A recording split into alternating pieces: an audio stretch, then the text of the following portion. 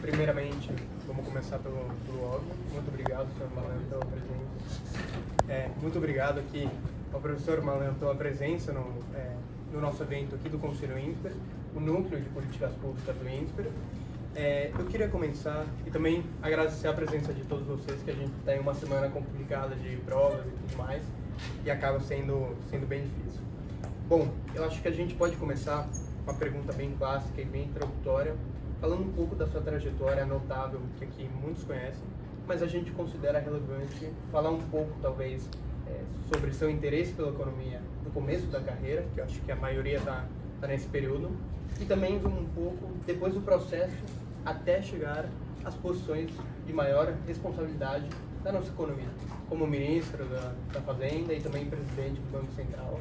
E uma vez na gestão pública com a responsabilidade, quais o senhor considera que seriam os feitos, os legados mais relevantes que você mais se orgulha ao longo desse período?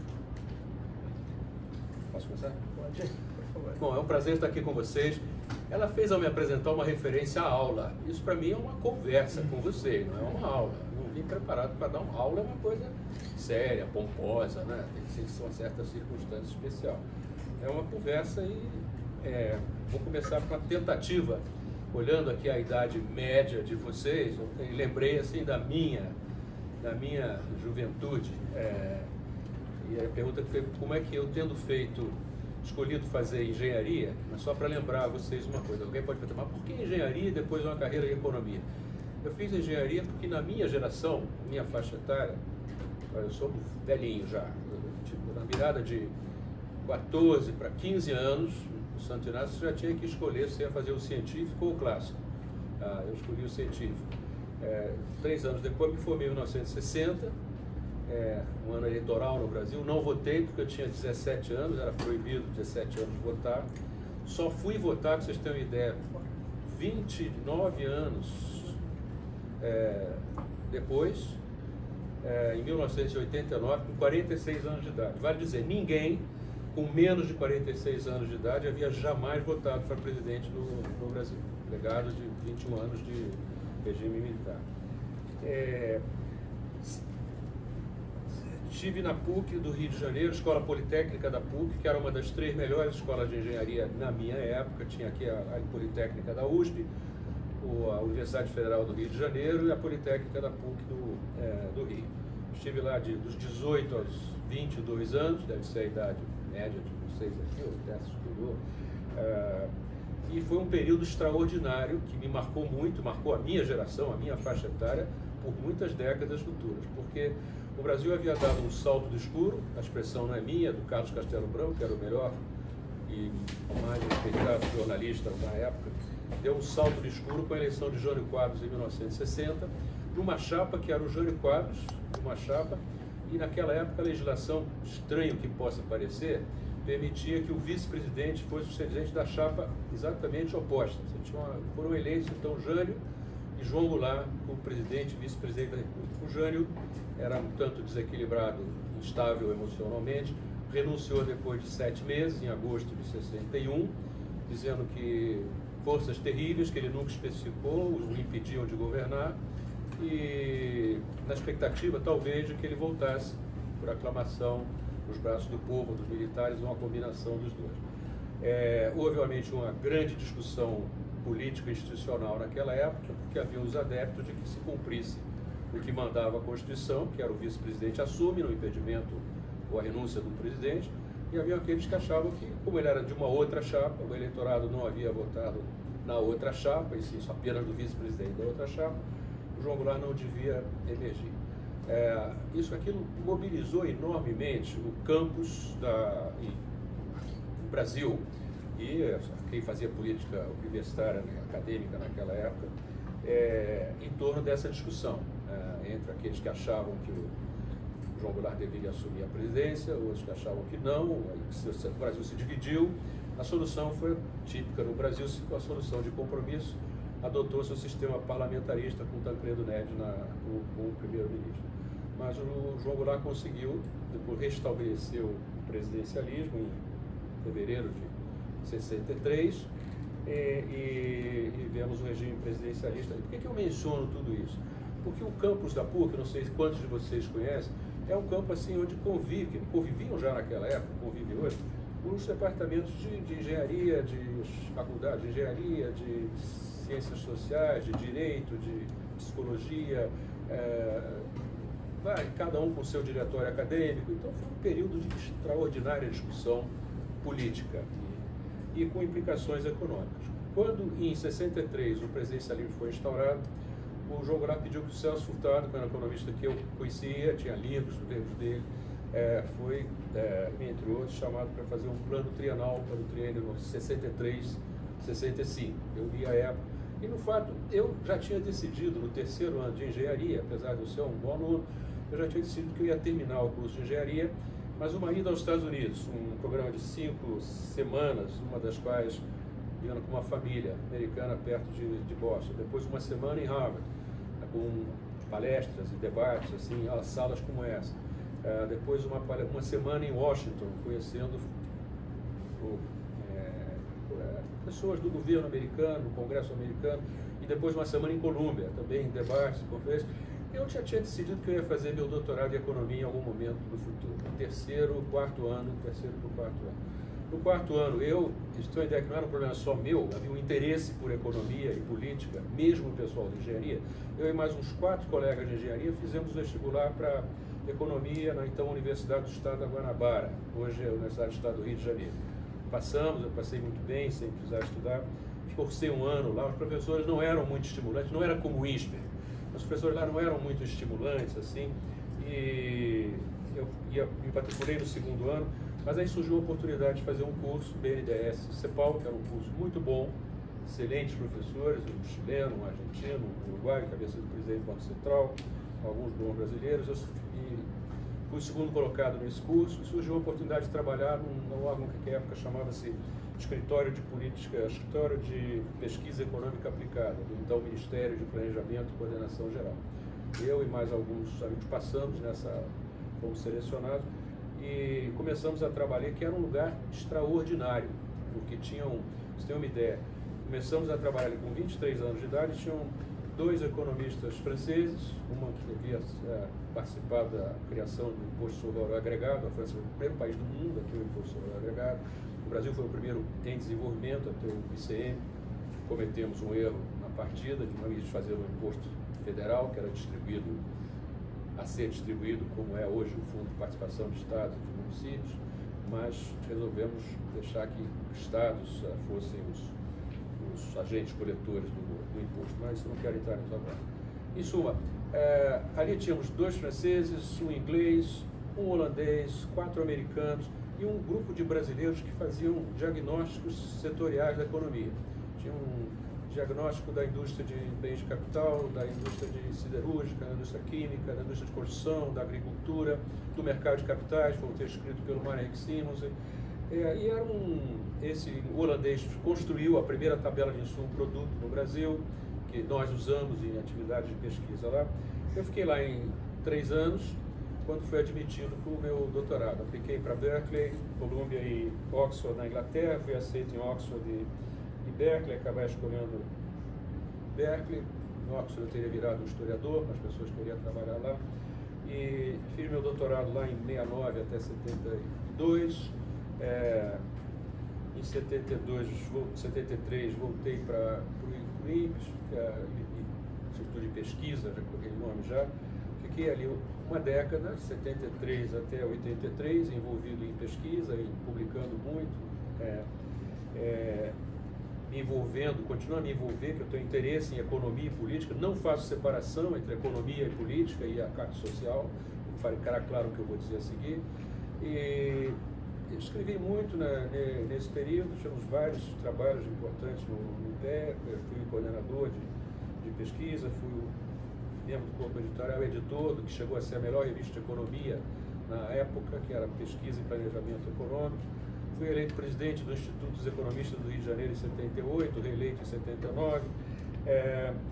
Comecei a ligar com o Departamento de Economia da PUC, o mestrado de Economia da PUC do Rio de Janeiro, que é um dos melhores do Brasil até hoje. Dei aula lá de 78 até 83, quando eu recebi uma sondagem para ir para as Nações Unidas em Nova York, para chefiar uma divisão lá, inicialmente do Departamento de Transnational Corporations, e depois de um ano e pouco eu fui promovido para uma posição de diretor do Department of International Economics and Social Affairs das Nações Unidas em Nova York. Fiquei 3 anos lá, em 86, 83, 86, em 86, Fernão Bracha, João Sayad e Dilson Funaro, o Brasil já democratizado, me convidaram para ser o representante do Brasil na diretoria executiva do BOD, do Banco Mundial em Washington. Eu fiquei de 86 a 90. Em 91, estava no BID, acumulei BID Banco Mundial um tempo, voltei ao Banco Mundial em 92, mas o importante, quer dizer, em 91, Marcílio Marcos Moreira e Francisco Gros me convidaram para ser o negociador-chefe da dívida externa brasileira, posição que eu aceitei em maio de 91,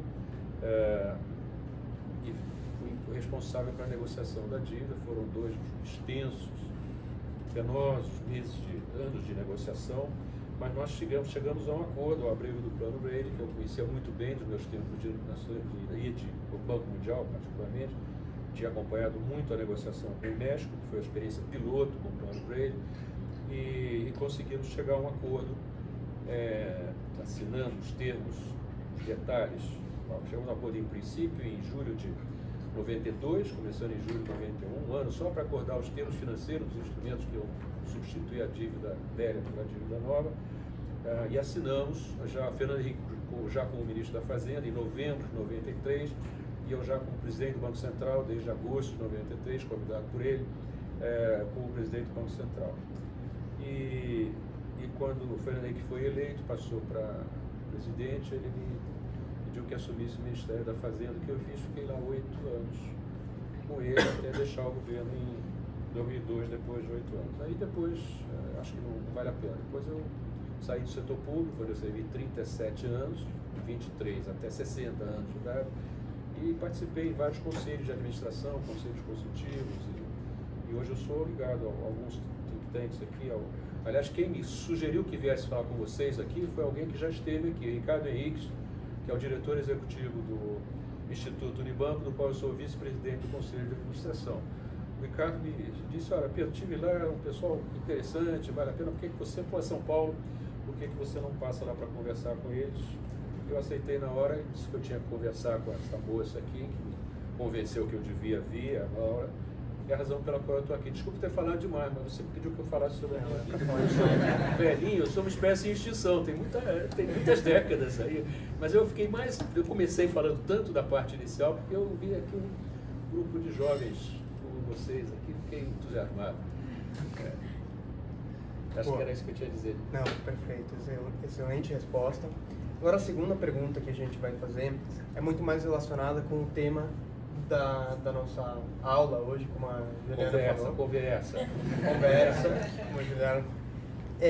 O título da nossa conversa seria mais Crises, Reformas e Lições da História Econômica.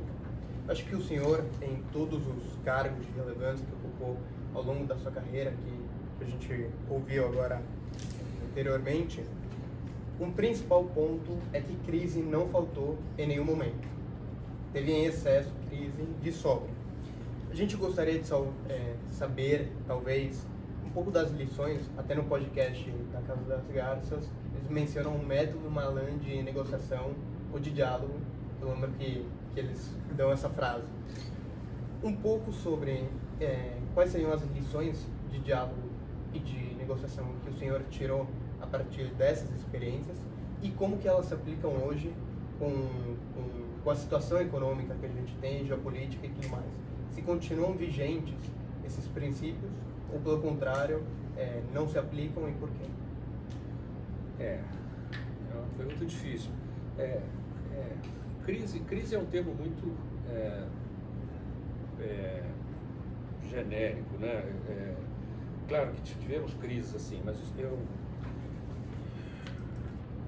vou mencionar algumas lições que eu acho que são importantes, e através de algumas citações assim de mestres com os quais eu aprendi, Mas eu quero dizer, a coisa fundamental para lidar com crise, qualquer crise, ainda que seja pequena crise, que todo mundo está sujeito em relações de trabalho, relações com na empresa onde trabalha, numa universidade, sempre tem algumas...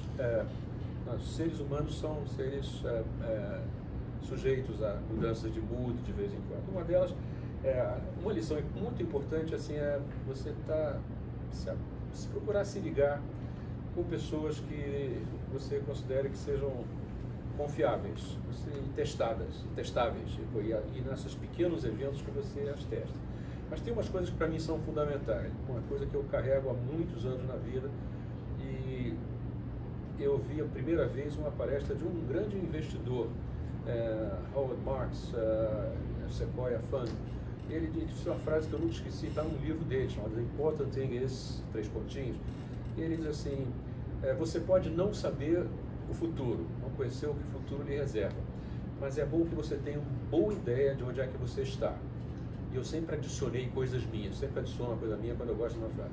Você saber onde você está e os processos através dos quais você chegou até onde está, como condição sine qua non para você vislumbrar os futuros possíveis e as formas possíveis de resolver ou superar a crise que você esteja enfrentando naquele momento. E eu sempre achei que essa frase, que foi pensada para ser dita por um investidor, na verdade se aplica a qualquer pessoa, cada um de nós. É bom você ter uma ideia muito clara onde é que você se encontra neste momento. Não é por acaso que o Kissinger agora, numa 8 horas de entrevista com o The Economist, 2 meses antes de fazer 100 anos de idade, mais lúcido, mal quebrado, mais lúcido, os conselhos que ele daria para pessoas com aspirações a exercer liderança, ele disse, primeiro conselho, procure entender impiedosamente a situação em que você se encontra, ou o seu país, ou a sua empresa, ou a sua instituição. Isso é fundamental para que você possa olhar para frente, saber como é que você pode, a partir do seu entendimento daquela situação, explorar os caminhos possíveis e formas de superá-la. E um conselho que eu nunca esqueci é do Alfred Whitehead. Foi um grande filósofo, matemático, cientista, respeitadíssimo. A frase é de 1926, um artigo dele, que ele diz o seguinte, em inglês It is the business of the future to be dangerous. E eu traduzi aquilo décadas atrás, assim, tem um ditado italiano que diz traduttore e traditore. Eu traduzi como o futuro tem por ofício ser incerto. Eu não gostei do perigoso, porque eu disse, eu prefiro falar incerto porque a incerteza, a noção de incerteza engloba os perigos, mas engloba também as possibilidades e as oportunidades que o futuro sempre encerra. Então, o futuro tem por ofício ser incerto, nesse sentido, que depois eu conto como é que ele continua a frase, que eu vou deixar para o final, que tem a ver com uma coisa que eu acho que é fundamental no Brasil de hoje. Mas lições dessa história, lições que eu aprendi com meus mestres. Eu tive meus períodos de Banco Mundial, os Chief Economists do Banco Mundial eu peguei lá o Stanley Fischer, não sei se o nome diz uma coisa para alguns de vocês, o pessoal de economia deve dizer. O outro foi Larry Summers, que era o Chief Economist lá. Embora tinha 20 diretores executivos, tinham alguns, a qualidade média era muito boa, mas tinham alguns excepcionais nas discussões que se fazia no board. E uma das coisas que se discutia muito lá era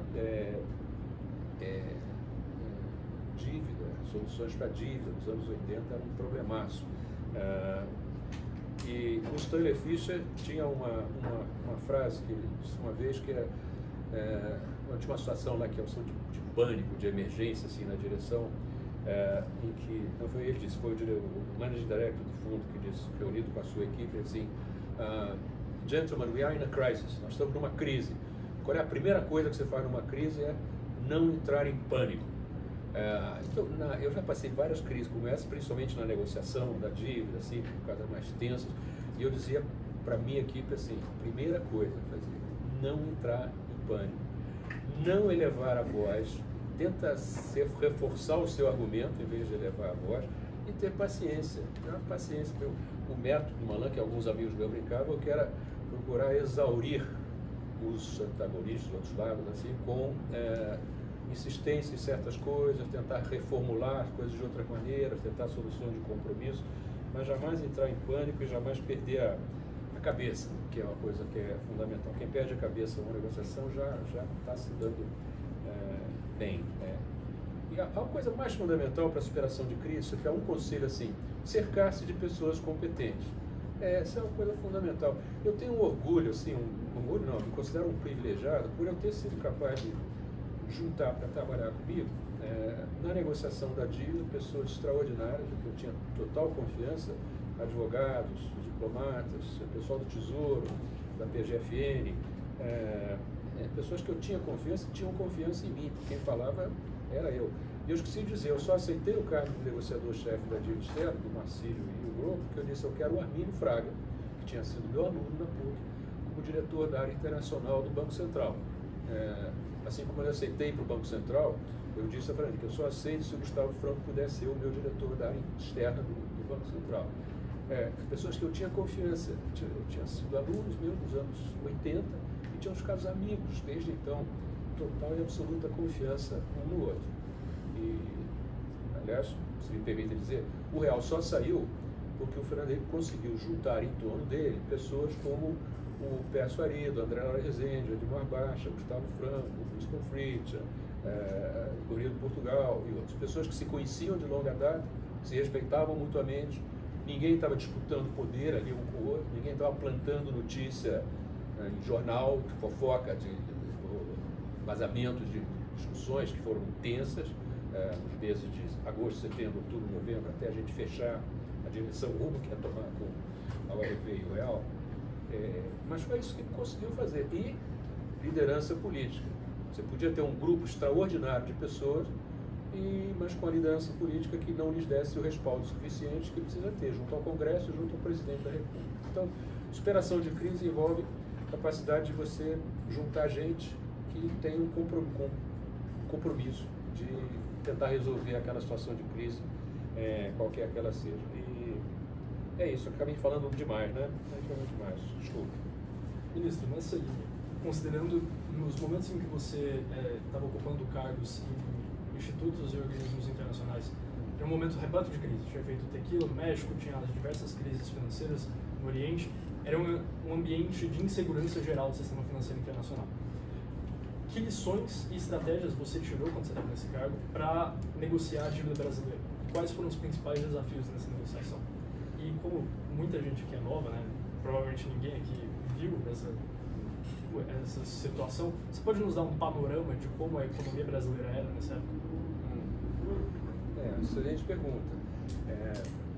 Na linha do entender onde é que você está, né, onde é que nós estávamos lá. O Brasil quebrou, se tornou insolvente no início dos anos 80. Uma combinação de três coisas simultaneamente, cada uma delas teria sido um golpe quase mortal. A combinação dos três foi mortal. Não só para o Brasil, mas para outros 15 a 18 países, a maioria da América Latina, mas não só, que eram importadores de petróleo. Nós importávamos, você tem ideia, quando teve o primeiro choque do petróleo, para voltar como é que nós chegamos lá, o primeiro choque do petróleo em 73, que passou de 3 dólares por barril para 12 dólares por barril, virada de 73 para 74, países que eram importadores de petróleo, que tinham se endividado depois do primeiro choque do petróleo para evitar os custos de um ajuste em termos de um choque externo que tinha que levar a uma redução da atividade econômica, da renda, um choque externo muito significativo. O Paul Volcker, para lidar com a inflação americana, em 79 e 80, levou as taxas de juros do Fed a 14%, e em 79, 80, quando os preços do petróleo, que vinham aumentado de 3 para 12, ficaram mais ou menos de 12 em termos nominais, portanto caindo um pouco em termos reais. Mas aí em 79 caiu o chá do Irã, teve um conflito no Oriente Médio crescendo de importância, e o preço do petróleo passou de 12 para 30 e poucos por cento. Então a combinação de o país tinha se endividado entre 74, 79 e 80 para evitar os custos maiores do ajuste ao primeiro choque do petróleo. A gente importava 80%, ele aumenta 4 vezes. É um extraordinário choque externo, né? nós nos endividamos para tentar reduzir os custos disso. Nossa dívida passou era de 3 para 12 bilhões de dólares nesse período, e nós nos endividamos com empréstimos e moedas da reciclagem dos superávites dos países árabes através dos bancos internacionais, que emprestavam a taxa de juros flutuantes para países que estavam desejosos de financiar seus déficits em conta corrente derivados do aumento do petróleo. Então, a combinação de VUCA, de 2 choques do petróleo e de uma recessão sincronizada dos países da OECD em 1982, fez com que o México foi o primeiro, o México decretou a sua moratória em 82, o Brasil quebrou em 81, 82, estava quebrado, no sentido de insolvente, no sentido de incapaz de pagar a sua dívida externa nos termos em que ela havia sido originalmente contratada. E, portanto, eu tenho um episódio que eu contei uma vez, foi convidado pelo Beluso, Luiz Gonzaga Beluso, na época, era o editor de uma revista chamada Isto É, Senhor, e na virada de 82 para 83, ele pediu que eu escrevesse o que chama de um líder. Quem conhece a revista do Economist tem aquelas matérias que abrem a revista, assim, escreveu uma linha editorial sobre perspectivas para 1983. Eu estava tão convencido que 83 seria um ano extraordinariamente difícil, tanto do ponto de vista político quanto econômico, que o título que eu dei para o meu artigo está publicado, foi Feliz 84, já estava pulando o ano de 83. Foi a razão pela qual eu aceitei o convite para ir para Nações Unidas, em Nova York, na virada de 82 para 83, que eu queria tomar uma certa distância daquilo e entender o que estava acontecendo com o mundo, o resto do mundo também, e ficar uma posição privilegiada para isso. E lá você tem toda a razão, essa era a grande questão, muito discutida no âmbito das Nações Unidas. Fundo Monetário e Banco Mundial, que fazem o que os governos principais acionistas querem que façam, né? Não tem autonomia para decidir o que é que vai fazer, nem o Fundo, nem o Banco Mundial tem total autonomia para isso. Ele tem que ser um debate interno que tem que ir angariando adeptos. E foram necessários 7 anos, de 82 até 89, para que esse debate no âmbito das Nações Unidas, mas também tentando influenciar o Banco Mundial e a FMI, que o secretário de Tesouro americano, Nicholas Brady, assumiu o Tesouro em setembro de 89. Um mês depois, os mexicanos avisaram a ele que eles iam decretar uma outra moratória, além daquela que já tinham feito em 1982. Como ele mesmo diz com muito humor no seu livro de memórias, ele diz: nada concentra tanto a mente quanto a oportunidade de você ser enforcado no dia seguinte. Isso, na verdade, é Samuel Johnson. E ele resolveu que ele tinha que encontrar uma solução para aquilo, e a solução encontrada foi reconhecer o fato que era óbvio para vários de nós. As negociações de 82 até 89, 90, 91, foram, o Volcker as definiu como uma guerra de trincheiras entre credores e devedores. Os bancos não tinham condições de arcar contabilmente com o fato de que $1 dos seus ativos não representava $1, representava alguns por exemplo, de centavo, e eles tinham, os reguladores americanos e europeus deram um tempo para que os bancos pudessem constituir colchões de liquidez para poder ligar. O Brady achou, quando ele chegou lá, ele é um homem de mercado também, sabia que já tinha banco vendendo no mercado secundário a 30, 40 centavos de dólar cada empréstimo que tinha com o país de desenvolvimento. Ele resolveu que ia ter um apoio do governo norte-americano. Demorou para tentar convencer os G7, os outros do G7, os europeus eram um pouco céticos quanto àquilo, mas disse que os Estados Unidos apoiaria um processo não de negociação global, como a gente nas Nações Unidas queria, com todo mundo junto, né?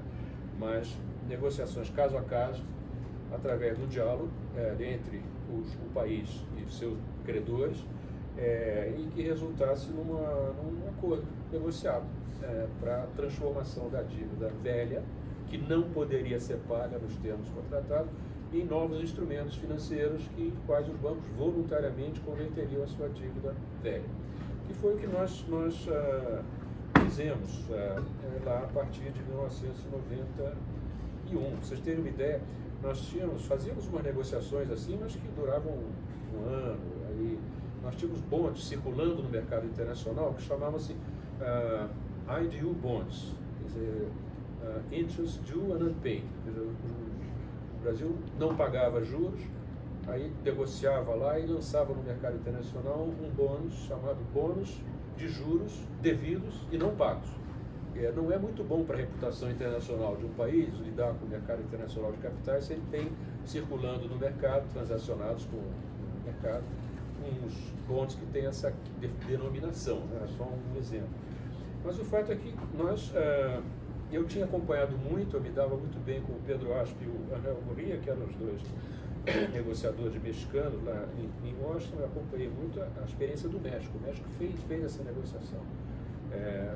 Só que eles fizeram com um bônus ao par e um bônus de desconto. Quer dizer, dividiram a dívida antiga, foi convertida em dois tipos de bônus, um ao par, quer dizer, a dívida, $100 de dívida continua sendo sem dívida, mas a taxa de juros dela é muito mais baixa que a taxa de mercado durante 30 anos, ou varia, cresce ao longo do tempo, há 30 anos.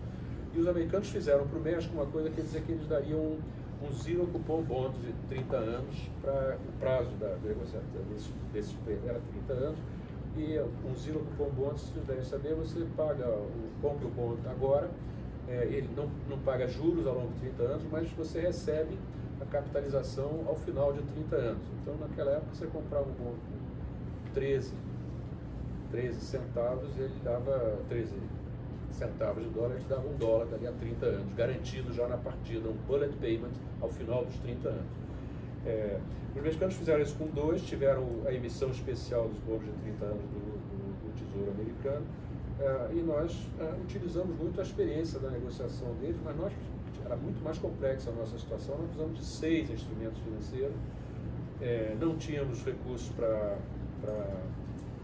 comprar na partida os bons. Aqui eu não quero entrar em detalhes aqui, mas foi mais difícil porque o Larry Summers, que era secretário de Tesouro naquela época, dizia assim: nós não vamos fazer a emissão especial de papéis de 30 anos para vocês, brasileiros, a não ser que vocês tenham um programa, um stand-by com o Fundo Monetário Internacional. Eu não tinha a menor dúvida. Você tem ideia, a inflação brasileira estava, em 1993, quando nós chegamos, estava mais de 2.000%, caminhando, fechou em 2.450% no ano calendário de 1993.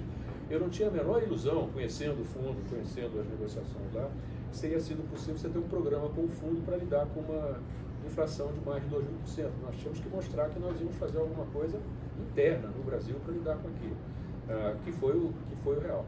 Mas as coisas acabaram se fortalecendo mutuamente, porque nós fechamos a negociação da dívida externa antes do lançamento da URV e do real. E aquilo criou um clima, assim, uma predisposição favorável ao Brasil junto. Nós tínhamos mais de 800 credores privados. Então, esses 800 voluntariamente participaram, teve muita briga aí, nós não aceitamos a primeira relocação deles entre os nossos instrumentos. Não quero entrar em detalhes aqui. Mas chegamos a um entendimento e aquilo foi um papel importante. E fechamos foi o único país que não fechou, que conseguiu fechar um acordo, um acordo com os bancos sem ter um stand-by com o fundo, que era uma condição precedente. Desde o começo se negocia através de minutas, né? Botamos a nossa proposta na mesa no dia 21 de agosto de 1991, aí você começa a negociar os termos da proposta, o que não chega a acordo fica entre parênteses, entre brackets, aí você continua.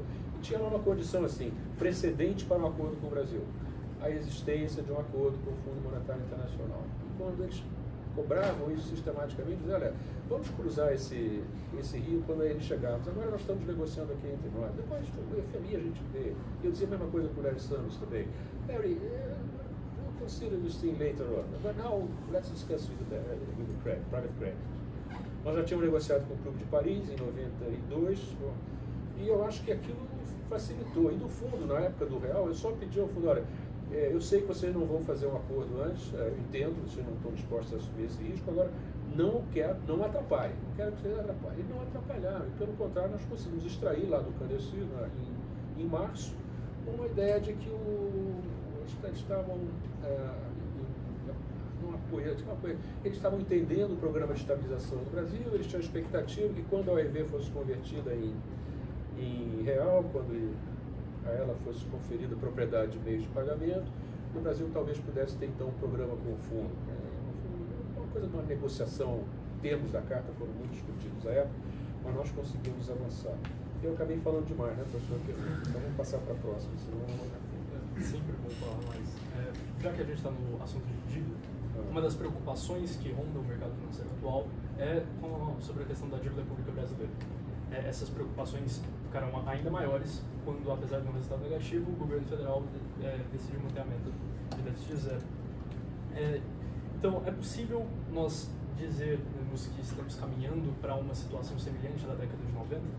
Se sim, como sair desse caminho? Como desviar o percurso? Quando você fala década de 90, você está pensando em que período da década de 90? A dívida pública descontrolada.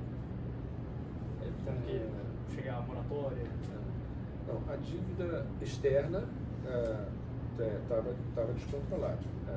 A dívida interna era financiada pelo Banco Central. É a razão pela qual a nossa inflação... O Brasil, para vocês terem uma ideia, o Brasil foi o recordista mundial de inflação, se você considera as 3 décadas que vão de início dos anos 60 a início dos anos 90. São 30 anos ali.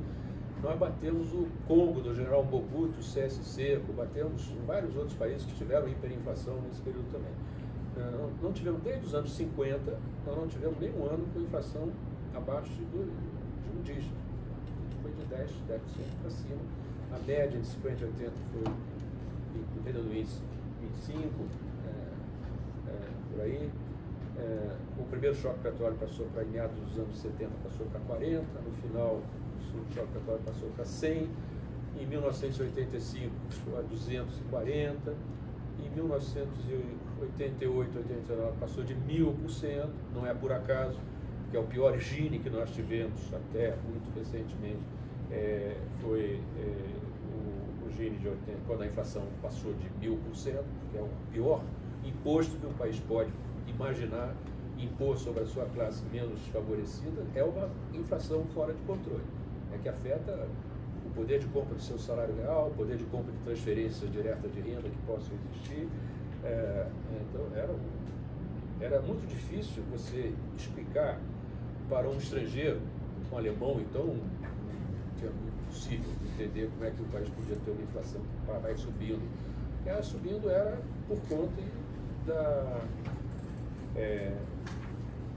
da nossa dificuldade de lidar com a nossa situação fiscal e com uma situação que o Banco Central, que ainda não era Banco Central, era uma superintendência da moeda do crédito, o Banco do Brasil era a autoridade monetária também, e o Banco Central tinha que emitir para assegurar que os gastos eram feitos. Nós não tínhamos orçamento fiscal. O Tesouro Nacional foi criado em 1986.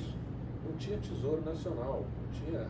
É incrível como é que o país funcionava. Nós tínhamos um orçamento monetário, que era na verdade, o Banco do Brasil funcionando como o alocador de recursos, com o Banco Central fornecendo os recursos necessários para tal. O nome que se dava na época era orçamento monetário, não era orçamento fiscal. Então nós avançamos muito nessa área aí de acabar com a conta movimento, que era aquele cordão umbilical que ligava o Banco Central ao Banco do Brasil, que era a autoridade monetária também. Mas para falar sobre a dívida, porque a pergunta é importante para a situação atual, que você mencionou aqui. Eu não acho que ela... Deixa eu colocar de outra maneira. Eu não sei se vocês têm aula de economia aqui, mas vocês têm, alguém deve ter dito, vocês têm 4 variáveis fundamentais para definir a trajetória e a dinâmica de uma dívida. Né? É a relação entre a taxa de crescimento da economia e a taxa de juros, mas corretamente a taxa de juros que incide sobre o serviço da dívida, os gastos e as receitas. A diferença entre os dois é o resultado primário. Não é isso? Essas 3 variáveis, para botar o primário, que é a diferença entre receita e despesa, essas 3 variáveis aqui definem a trajetória e se ela é uma trajetória assim, de aumento, que às vezes o banco tem aumento e mais uma convergência assintótica para um determinado no valor, ou se ela é uma curva convexa, dessa que vai assim, meio com tendência à explosão. Como é que você define se uma coisa... Quem conhece história, e é bom sempre conhecer história, o processo através do qual nós chegamos na situação atual, quem conhece história sabe que nós tivemos, ao longo da história, países, principalmente quando estavam em guerras, mas não só a guerra, tinha uma enorme expansão da moeda. A forma na época que o ouro era o padrão ouro, com frequência um soberano simplesmente reduzia o conteúdo de ouro das moedas e ele aumentava os meios de pagamento através da redução no valor, quantas gramas de onça definiam uma unidade monetária do país. Em guerra tinha que se pagar salário, então o país se endividava. As dívidas chegaram a 100, 150. Olha, a dívida na Inglaterra, na Primeira Guerra Mundial, passou de 200%. Então, tem muita gente que diz que isso não tem problema. Nós temos uma tradição em alguns países, tem gente aqui no Brasil, dívida não se paga, dívida se rola. Porque você tem que pagar, se você está corrente com o serviço da dívida, você está pagando os juros que sobre ela incidem, o principal você vai empurrando com a barriga. Nós vivemos isso aqui, até hoje existe isso. Tem as dívidas aí de estados que cada governador que chega diz assim, bom, essa dívida aqui não fui eu que contratei, essa dívida aqui foi contratada pelo meu antecessor, ou meus antecessores. O governo tem que lidar com o povo do meu estado, da minha cidade, do meu município agora. Precisando de ajuda agora. Não posso ser responsável, o povo do meu estado não pode ser responsável por desmandos que foram cometidos por meus antecessores nesse caso. É muito comum essa ideia de que o principal da dívida não importa muito, desde que você esteja pagando o seu serviço. Então, a grande dúvida é essa. Tem artigo recente do Olivier Blanchard, que não sei se o nome diz alguma coisa para alguns de vocês, que eu recomendo fortemente a leitura, uma entrevista recente que ele deu para o Financial Times, em que ele diz assim, olha, o problema é o seguinte, o que acontece quando o R é maior que o G? Que pode acontecer. Quando o G é maior que o R, todo mundo adora isso aqui. Basta fazer a taxa de crescimento da economia ser superior à taxa de juros, à taxa de juros que aí o problema se resolve ao longo do tempo, desde que você não esteja gerando déficits primários sistemáticos ao longo do tempo. Mas se você não está gerando déficits primários, os déficits primários estão sob controle.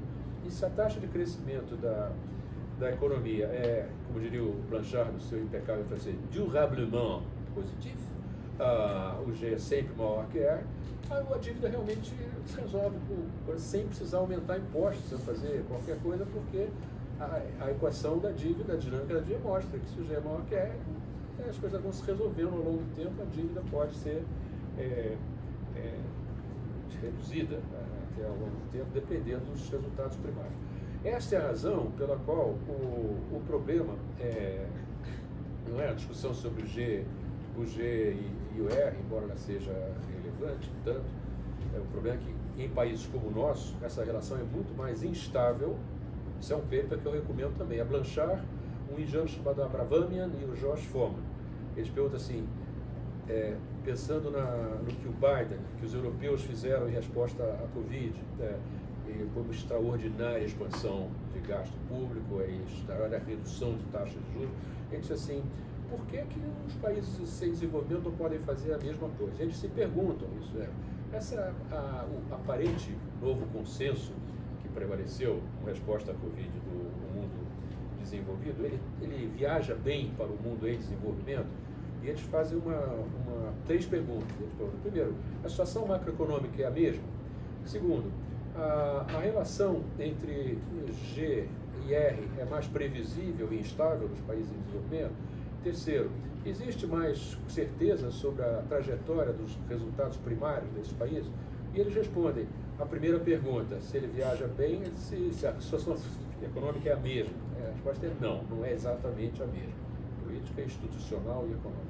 A segunda, se é mais instável, a relação G e R são muito mais instáveis e a tendência é você ter um R maior que o G com muita frequência em países em desenvolvimento. E a outra, então, é mais instável ainda. Nós estamos vivendo essa experiência agora, a instabilidade do resultado primário. Tanto é que essa entrevista que eu estou recomendando a vocês, essa última do Olivier Blanchard, ele diz assim, a maneira de equacionar essas dúvidas sobre uma trajetória que pode ser não convergente, não que se estabilize depois de um certo período, todo mundo concorda que não é problema se a dívida passa de 75 para 80, 85. O problema é a sua dinâmica, a sua trajetória. E a trajetória é dada pelos resultados primários, que o governo não decide qual é a taxa de crescimento da economia, embora muita gente ache que é isso, que é o governo que decide. Eu vivi muito na minha época, quando eu tinha a idade de vocês, muita gente dizia assim, olha, nós crescemos a 7% de 1950 a 1973, por que não podemos fazer o mesmo aqui agora? É uma questão de vontade política. Eu ouvi muito essa expressão, é uma questão de vontade política. Um governante, uma boa liderança política, decide qual é a taxa de crescimento da economia e aí impõe ao país. Veja só o que a China fez.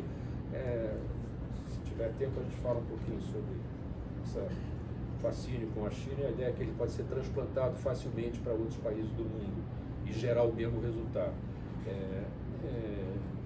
Mas o que eu estou dizendo, nessa última entrevista do Blanchard, diz assim, a questão fundamental é a percepção que os mercados, os agentes econômicos têm do compromisso de um governo com a trajetória de superávites e resultados primários no futuro. Podem ser, não precisam ser superávites primários. Né? No caso do R é igual ao G, por exemplo, um caso mais simples, se o R for igual ao G, tudo depende apenas do resultado primário. Né? Então, ele diz assim, depende da percepção que os agentes econômicos têm. Os agentes econômicos é o mercado financeiro, mas também são as empresas, são os consumidores, são os agentes econômicos definidos mais amplamente. Tem da capacidade que o governo tem de gerar uma trajetória de resultados primários que compensem, se o R for maior que o G, ou que não cresçam, se o R for igual ao G, num horizonte de tempo que não se esgota no ano calendário em curso, nem no ano subsequente, em 2, 3 anos. Tem que projetar isso um pouco mais para frente. É a razão pela qual é importante olhar a curva, a termo, a yield curve no seu conjunto. E aí ela indica alguma coisa sobre como é que agentes econômicos estão vendo as perspectivas de respostas adequadas de governos, às vezes, quando é mais de uma frente. Então, a sua pergunta é assim, o que fazer para sair desse caminho, se a dívida é descontrolada? Eu não acho que ela está descontrolada. Você vê as simulações que eu tenho visto aí, né, senhora? A otimista diz que ela pode estabilizar abaixo de 80. Você faz assim e estabiliza em torno de 80. Tem outros que dizem, não, vai crescer, mas vai crescer assim lentamente, não vai ser uma curva excessivamente convexa. Então eu tenho visto estimativas que vão estabilizando em 75 a menos de 80, chegando a 90, 90 e poucos, 90, 95, e tem gente que acha que pode chegar a 110. E eu conheço gente assim, mas qual seria o problema de chegar a 110? Um país que emite a sua própria moeda não é uma dívida. A nossa dívida externa, devo dizer, deixou de ser um problema. E deixou de ser um problema há muito tempo. Se vocês olharem assim, dados de 1990 e 2002, o último ano do governo Fernando Henrique Cardoso, a nossa dívida externa de médio e longo prazo do setor público, ou garantida pelo setor público, cresceu menos de 10%, né, nesse período todo. Era uma fração das exportações e uma fração do PIB. Ela não era um problema, foi um problema. Quando dizem que foi o problema na virada de 2002 para 2003, que teria saído de controle, saiu de controle ali porque, a partir de abril de 2002, com receios daquilo que poderia vir a ser a política macroeconômica do governo a ser eleito em outubro de 2002, o câmbio saiu lá de 2,3 para 4, em 6 meses que antecederam a eleição. Isso para mim saiu de 600, 700 para 2.400. Naquele momento nós tínhamos diálogo ali, nós dizíamos que o Palocci, por exemplo, que era o que se conversava naquele período, disse, olha, isso aqui não é o que nós estamos fazendo, isso aí são receios do que vocês possam vir a fazer quando chegarem ao poder, à luz do que vocês diziam que iam fazer nos seus documentos, nos seus textos, plebiscito pela suspensão dos pagamentos da dívida externa, de 2000. Então, eram expectativas e o mercado, isso é uma coisa muito importante, vocês devem ter bons professores aqui falando, sobre a importância do processo de formação de expectativas quanto ao curso futuro dos eventos. E ela está sempre, a cada momento, você tem uma distribuição de probabilidades, que não é uma curva normal necessariamente, com moda igual a média, igual a mediana, é uma distribuição de probabilidades que está sendo constantemente revista. Eu vejo, às vezes, com pessoas assim, que eu converso, que não são economistas, dizendo: os economistas erram tudo, eles nunca acertam nada. Imagina, eu fui ver lá quando é que eles diziam que ia ser a variável tal no final do ano, deu tudo errado. Aquilo ali são avaliações que os agentes econômicos, principalmente na área financeira, na área de empresas também, estão fazendo constantemente, estão revendo as suas distribuições subjetivas ou bayesianas de probabilidade à luz de expectativas quanto a desenvolvimentos futuros, no econômico, no político institucional e no social, no Brasil e no mundo. E é natural que essa revisão mude de semana para semana, como é o caso da fórmula, e seja alterado, porque a pergunta que é atribuída ao Keynes, nunca ninguém achou, mas alguém atribuiu ao Keynes e colocou assim: quando as circunstâncias mudam, eu mudo a minha avaliação anterior. What will you do, sir? O que você faz? Você continua mantendo a mesma opinião, a mesma visão quando as circunstâncias mudaram? Você tem que ser capaz de, volto lá ao Marx, entender onde você se encontra, como até aqui chegou, para você poder olhar para frente e formar suas expectativas quanto à evolução do curso futuro das coisas. Desculpa ter falado demais, de novo. Professor, Eu estou gozando, eu falo demais, peço desculpas, eu ia bem, falo demais de novo. Ontem mesmo a gente, e até quando o senhor Gustavo Franco veio aqui, e ontem mesmo a gente conversou com o Gustavo Loyola, um pouco em tema fiscal e monetário, a diferença do nível do debate entre os dois. Ontem a gente estava conversando e falando um pouco sobre como parece que o debate e em si a política pública no lado da economia monetária é muito mais maduro desde sua gestão, plano real e tudo mais. E por outro lado, parece que a parte fiscal dos nossos políticos, comandantes, não tem acompanhado o mesmo ritmo de amadurecimento. Gostaria de saber se o senhor considera que é assim, e se for assim, a que se deve essa diferença no nível do debate? É uma boa pergunta. Olha, você mencionou o real. Quando você tinha uma inflação alta, crônica, crescente, com aquela trajetória, que era muito difícil você discutir política monetária, com uma base minimamente assim, que pessoas soubessem do que estavam falando, né? Era um caos a situação. Sauf que peu, como diriam os franceses. O grande feito do real, e que desde então nós temos taxas de inflação civilizadas, passaram de 10% duas vezes, se não me engano, nesse período, é que isso eu dizia muito lá na minha outra encarnação. O real, se nós conseguirmos consolidar as expectativas de que a inflação no Brasil vai ser uma inflação mais civilizada do que foi, vai ser mais próxima, não igual, mas um pouco mais próxima, quer dizer, single digits, de preferência, low single digits, ou mid single digits, de maneira sistemática, anos à frente, aquilo ali significa um enorme descortinar dos reais problemas que o país tem. O que o real trouxe, a meu ver, foi permitir que o país pudesse vislumbrar os seus inúmeros problemas e desafios e enfrentá-los sem ter aquela uma analogia que o Chico Lopes fez aqui. Nós éramos como se fosse um país drogado, um país bêbado, né, com a inflação naquela trajetória que eu mencionei.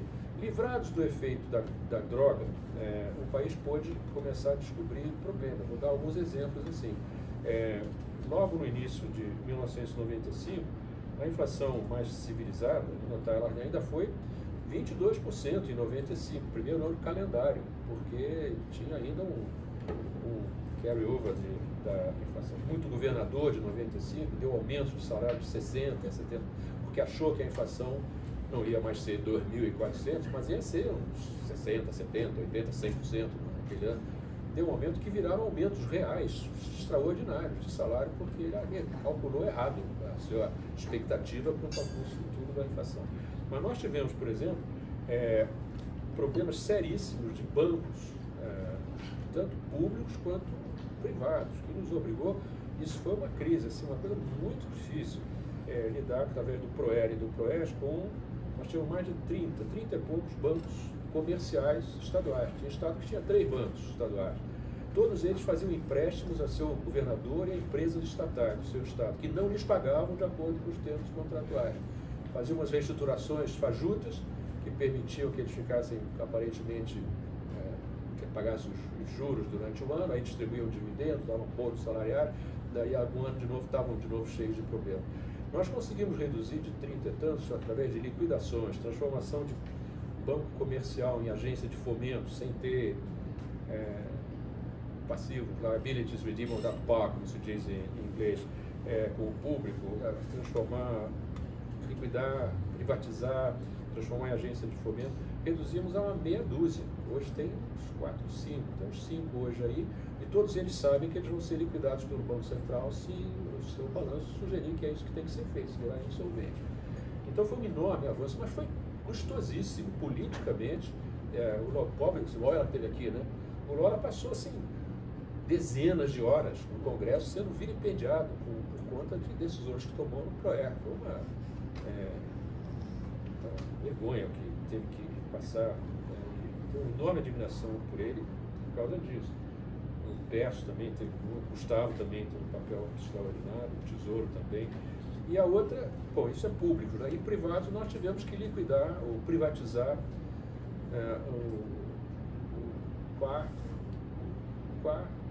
terceiro para quarto, agora estou na dúvida, o 8º e o 6º, o 7º maior banco privados do Brasil, o Econômico, o Nacional e o Bamerinos, porque eles estavam, a diferença dos bancos mais bem geridos, que eram naquela época o Bradesco, Itaú, Unibanco, que haviam interpretado corretamente as lições de 1986 do Cruzado, através de um mecanismo de controle de preço lá, que vigiu de fevereiro até as eleições, que os políticos não quiseram que ele fosse mantido até as eleições. Foi extremamente popular, o PMDB elegeu todos os governadores do Brasil na eleição de 86, exceto Sergipe, se não me engano.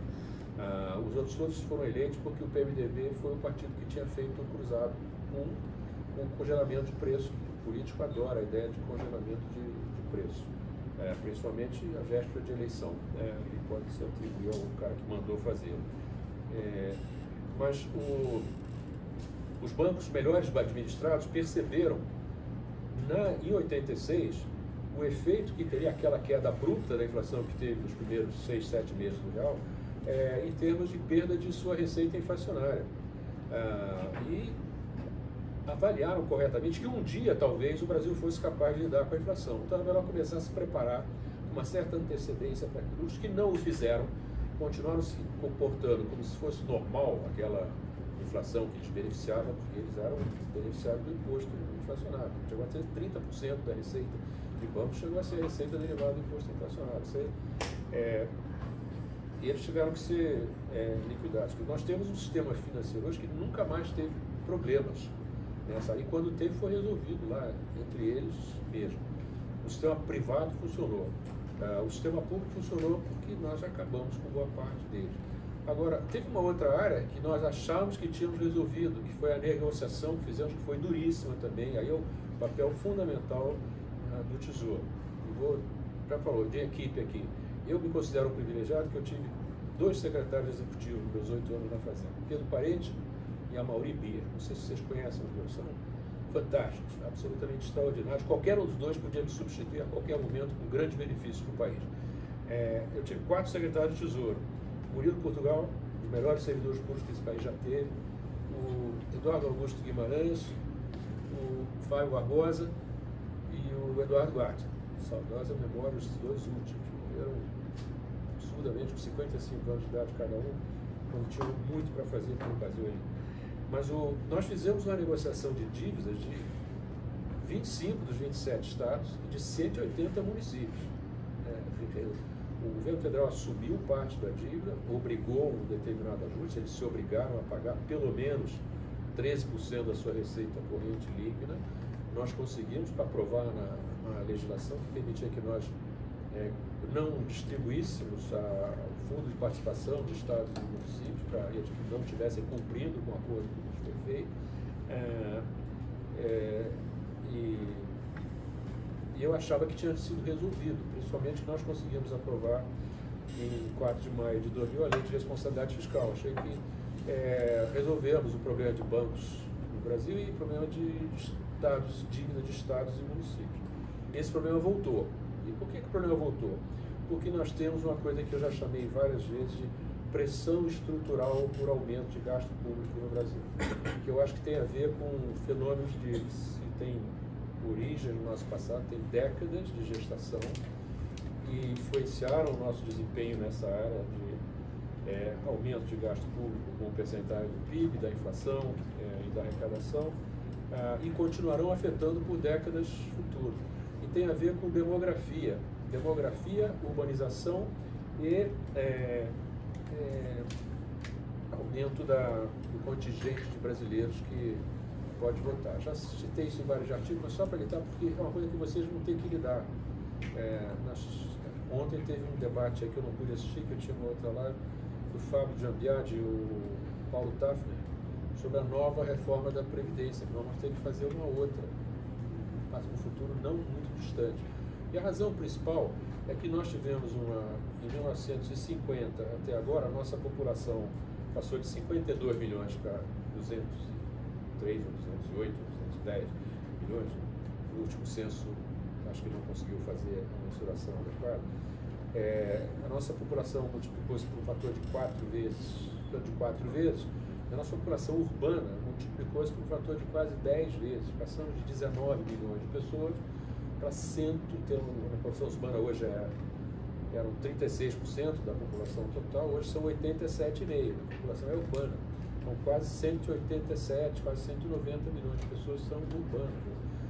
O Brasil é a terceira maior democracia de massas urbanas do mundo. Nem China nem Índia multiplicaram por 9, quase 10 vezes a sua população urbana. É maior do que a nossa, mas não multiplicaram por fator de 10 vezes nesse período.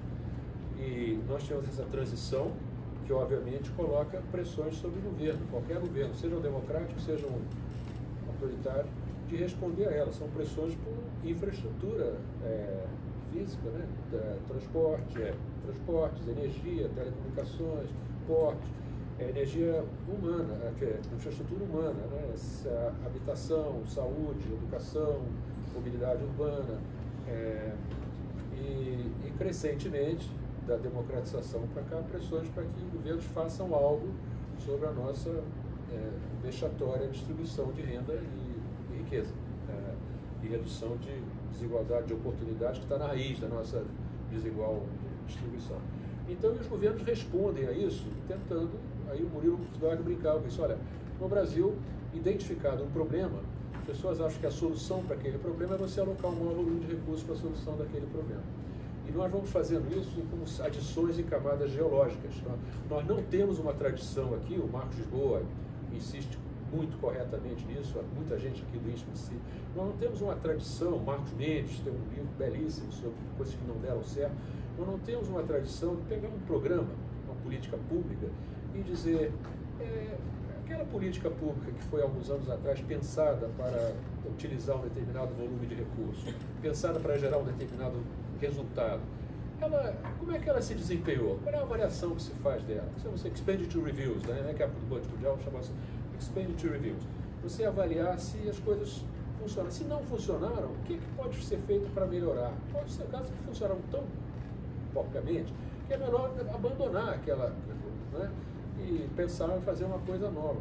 Mas a nossa tradição é fazer isso por adições sucessivas. No processo de elaboração do orçamento, a tendência dos vários agentes que estão lá formulando suas propostas orçamentárias, quando ele está sendo elaborado, é assim, eu quero que a minha dotação orçamentária do ano anterior adicionada àquilo que eu obviamente preciso para fazer as coisas que eu preciso adicionar àquilo que já vinha sendo feito pelos meus antecessores. Cada um tem uma ideia de que vai revolucionar a sua área se apenas lhe forem dados o volume de recursos que ele considera que são absolutamente necessários para tal. E não vamos fazer isso com um processo aditivo, muito pouca avaliação do que poderia ser repensado, reconsiderado. E é uma tradição que a geração de vocês vai ter que tentar encontrar formas de fazer. Eu sei que tem muita gente pensando nisso agora, mas precisa de um esforço muito maior. Eu sei que a Simone Tebet criou lá com o Firmo não trabalhou aqui com vocês? Tem lá um negócio de avaliação, né? Eu espero que aquilo cresça, devia ter uma secretaria, assim, muita gente boa trabalhando, assim, saber por que os planos de criação de uma indústria naval que ia competir com as melhores indústrias navais do mundo, ia construir 29 plataformas que, uma vez construídas em 6 estaleiros, alguns em construção ainda, outros em processo de criação, 29 plataformas que, uma vez construídas e alugadas pela Petrobras, permitirão um aluguel de $500 mil por dia. Faça só a conta, $500 mil por dia ao longo da vida útil de uma plataforma, 30 anos, o valor presente disso é extraordinário. Então, justifica-se aquele investimento. E não deu certo. Foi a segunda ou terceira tentativa que nós fizemos de ter uma das maiores indústrias navais do mundo. Mas esses são exemplos, tem vários outros exemplos que eu comecei aqui. Tentativa de fazer 4 refinarias de petróleo ao mesmo tempo, uma no Rio de Janeiro, a tentativa de expandir a Copeja, a Abreu Lima, lá no Pernambuco, uma joint venture 50-50 com o Maduro, que não botou um tostão nela, custou 10 vezes mais e não ficou pronta tal como deveria ter ficado.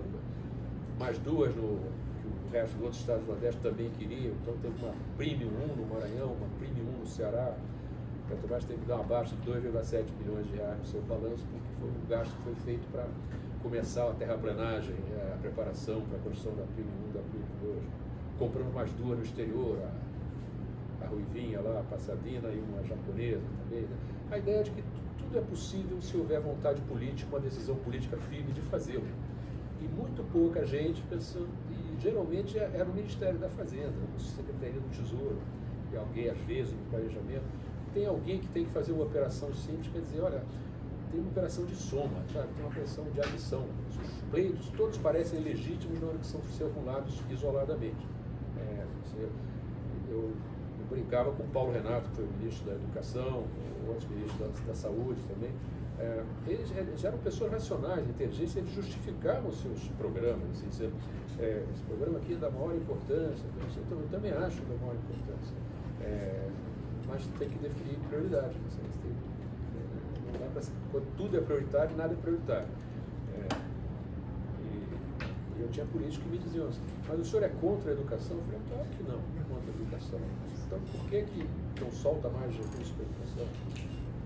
Políticos chegavam e diziam, olha, isso aqui é um programa fantástico que eu tenho, mas custa só 0,3% do PIB. 0,3% de tantos trilhões é tanto, não é uma coisa trivial, não é só 0,3%, ele compete com outros recursos também. E olha que a nossa função não era definir a alocação de recursos, era dizer que cada ministério tem que exercer suas próprias prioridades internas. E tinha uma coisa lá chamada paradoxo, nós chamamos de paradoxo das prioridades invertidas, que era o seguinte, todo presidente também tem seus pet projects, seus projetos prioritários. Então era muito comum o ministro que dizia assim, bom, esses projetos aqui são do presidente, então o presidente haverá de se virar para conseguir recursos para os seus projetos. Eu vou fazer os meus aqui no meu ministério.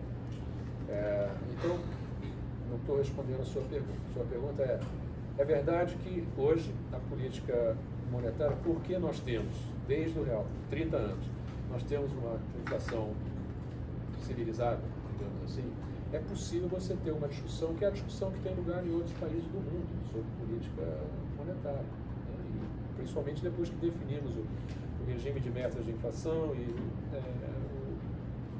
o regime de cambial como sendo o regime de taxas flutuantes. E o nosso calcanhar de Aquiles e continuará sendo muito tempo o nosso regime fiscal, que a gente achou que tinha caminhando para equacionar com a lei de responsabilidade fiscal, mas vários no espectro político brasileiro desde o início disseram por escrito que a lei de responsabilidade fiscal teria que ser radicalmente modificada porque era incompatível com a responsabilidade social. Tem gente que até hoje está convencido disso, e diz, e escreve, e fala. Já entraram com ação na justiça, nós tínhamos que ganhar no Supremo Tribunal Federal, uma tentativa de derrubá-la por inconstitucional, por não permitir que a responsabilidade social do governo fosse exercida. Então, essa é a razão pela qual é muito mais complexo. E para muita gente o problema é que é muito mais chato, né? É mais atrativo você discutir câmbio, juros, né? Tem a literatura internacional, você pode ver a discussão, a relevância ou irrelevância que tem do que está sendo discutido em outros países. Agora, o fiscal é uma coisa muito político-institucional aqui, tem que lidar com o que é que move o Congresso Nacional, o que é que move as coalizões, a relação, a funcionalidade ou disfuncionalidade da relação entre o Executivo e o Congresso. Exige trabalho penoso, que nem todo mundo está disposto a fazer. Eu encorajo, não quero sugerir nada aqui, cada um é dono da sua vida, mas eu sempre, de vez em quando eu sou chamado para falar nesse Renova aí, que são pessoas que querem ocupar uma posição ou no legislativo ou no executivo, seja no âmbito municipal, estadual ou federal. E eu sempre, quando me convidam, eu vou lá para encorajá-los a fazer tal coisa. E lembro eu li a autobiografia do Barack Obama, e ele conta lá nessa biografia dele, é excelente, aliás, que ele começou a trabalhar lá com o pessoal mais vulnerável, mais pobre, na área de Chicago, ele e a Michelle. E depois de algum tempo ele se deu conta que se ele quisesse fazer alguma coisa mesmo, ele tinha que participar da elaboração de leis. E aí ele disputou lá uma cadeira e foi para a Assembleia Legislativa do Estado de Illinois, que era de Springfield. Ele ia lá toda terça-feira, passava lá terça, quarta e quinta, tentou mudar leis lá, e ele não conseguiu, achou que a Câmara era corrupta, que não estava interessado em nada, ele disse que ele teria que ir para a esfera federal, para tentar mudar uma coisa na esfera federal.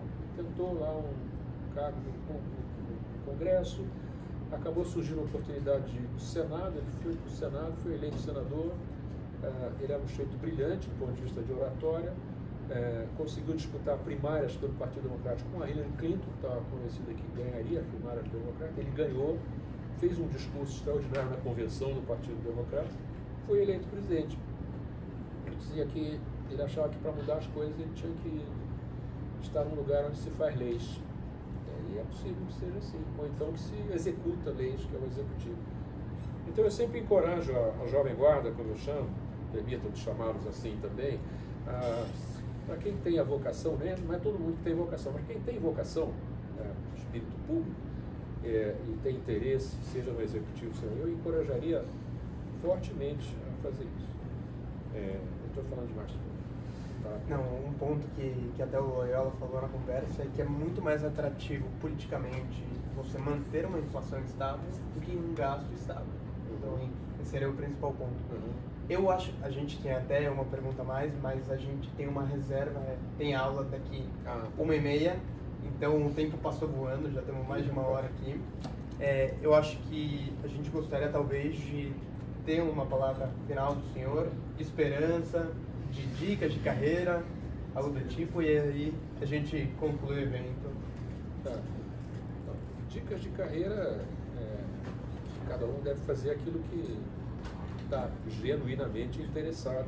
E eu diria, escolhendo sempre algo que possa manter abertas as janelas para o mundo, né? Porque tem certas atividades que as pessoas ficam muito concentradas numa coisa muito específica. Não tem nada contra isso.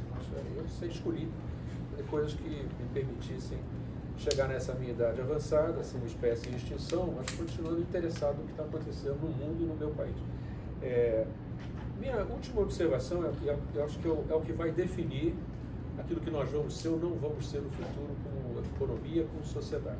Eu estou há alguns anos envolvido nessa questão da educação, com força lá na minha participação no Instituto Unibanco, um conselho que é um conselho extraordinário, que tinha Marcos Lisboa, o PB, a Cláudia Costin, o Cláudio Haddad, o Cláudio Malacastro, muito bom. O Ricardo Henriques é muito bom diretor executivo, mas eu de longa data acho que se nós não conseguirmos, eu tenho dúvida se vamos conseguir, eu não verei, quero que vocês possam ver. eu não lerei. Nós conseguimos definir com muita clareza qual é o desafio fundamental, que a meu juízo, eu não tenho dúvida nesse respeito, se nós queremos lidar com o problema da desigualdade no Brasil. O foco tem que ser na desigualdade de oportunidades na partida. É ali que se decidem ou não decidem as coisas fundamentais. As pessoas nascem em contextos diferentes. As pessoas já nascem com uma vantagem em relação a outras, que não preciso elaborar sobre isso. Nascem em contextos socioeconômicos, sociais diferentes. E essa diferença, ela tende a se alargar com o tempo. Alargar com o tempo. Não é se manter, se alargar com o tempo. E é o que explica a deterioração de certo tipo de concentração de riqueza e de renda em vários países do mundo, inclusive no Brasil. Se não for como política pública, assim, tem que ser o presidente da República, o ministro da Fazenda, realmente que tenha investido anos, e se cercado de gente que eles também tenham se investido anos. Saber que são os anos iniciais. Os anos iniciais, para mim, os primeiros 1000 dias, lá, vai desde a gravidez, os 9 meses da gravidez, até os outros dias para completar 1000, que são os primeiros 2000 dias. São fundamentais. E os primeiros anos de vida. São ali que se começam a fazer as sinapses fundamentais, de conexões nervais, cerebrais, e é ali que tem que ter uma atenção especial àqueles que já partem numa situação de vulnerabilidade maior. O que nós tentamos fazer é o contrário, é tentar fazer lá no nível universitário, tentar fazer com que as universidades passem a abrigar um número cada vez maior de pessoas na universidade. É muito tarde, e gera frustração e desencanto. Pessoas que acham que ficaram lá e não encontraram um emprego que achavam que era um emprego adequado a alguém que tinha tido uma formação universitária. O ensino médio hoje é muito tarde já também para fazer isso. As pessoas já chegam lá no ensino médio. Para ter uma ideia, pelo menos 40 e tantos % deles chegam lá sem saber a relação entre fração e percentagem, sem saber regra de 3, sem conhecer o segundo, o Fundamental 2 já é muito tarde também, já chegou lá sem conhecer, com dificuldade de operação de soma, com mais de 3 algarismos, ou de subtração, com mais de 2. Então, eu acho que é isso que vai definir o que nós vamos ser.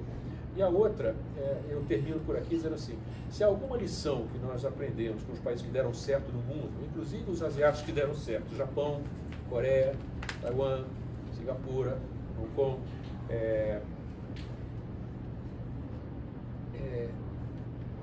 Arthur Lewis sempre bateu nessa tecla. The long run engine of growth is technological change.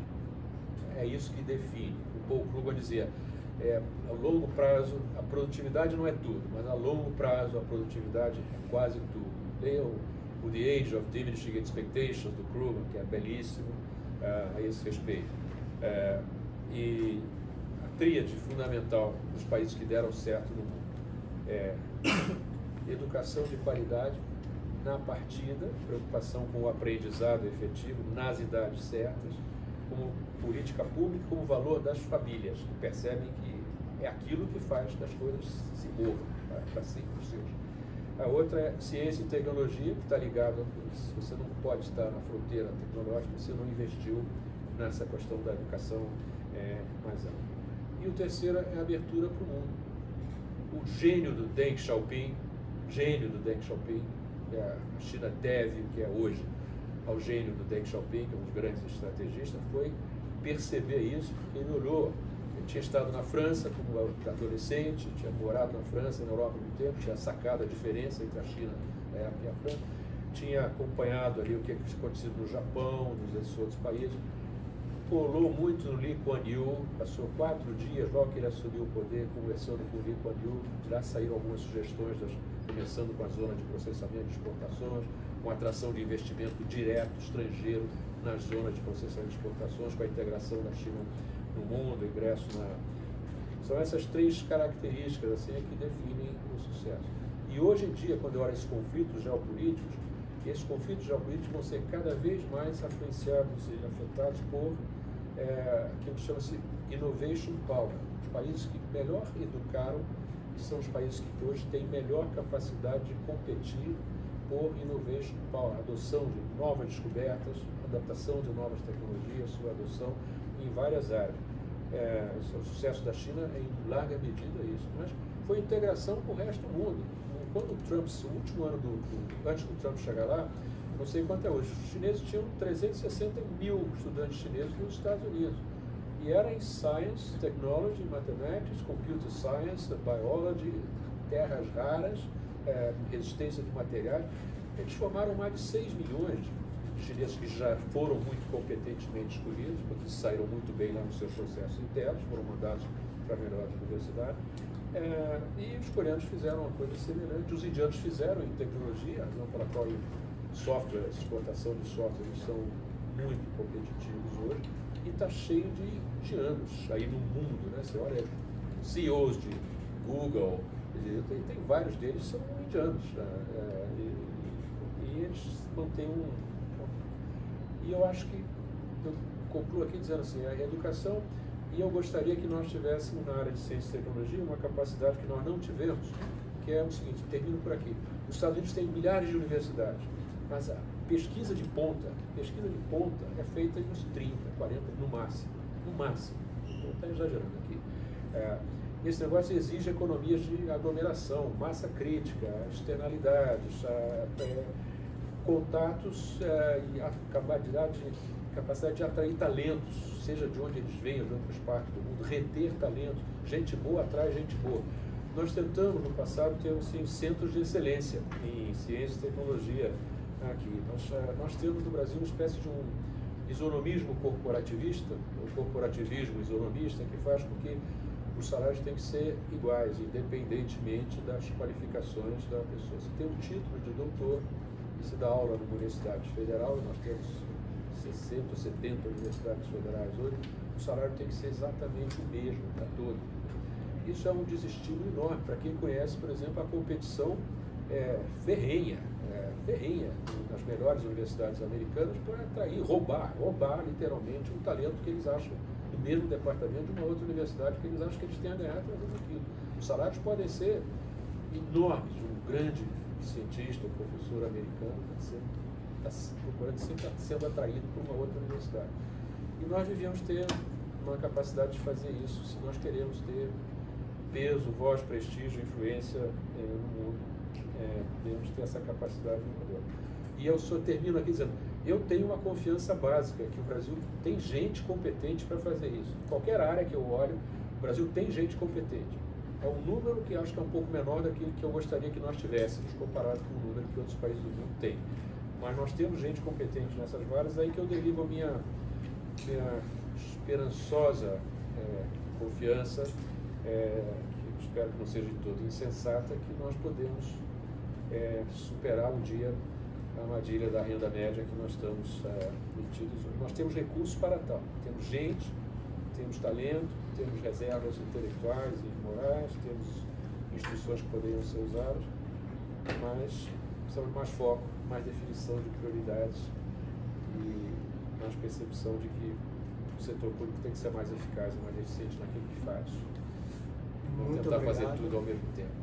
Desculpe ter falado demais, você não queria atrapalhar a aula de vocês. Vamos lá, faltam 5 minutos só. Foi um prazer estar aqui com vocês, até uma outra oportunidade. Muito obrigado.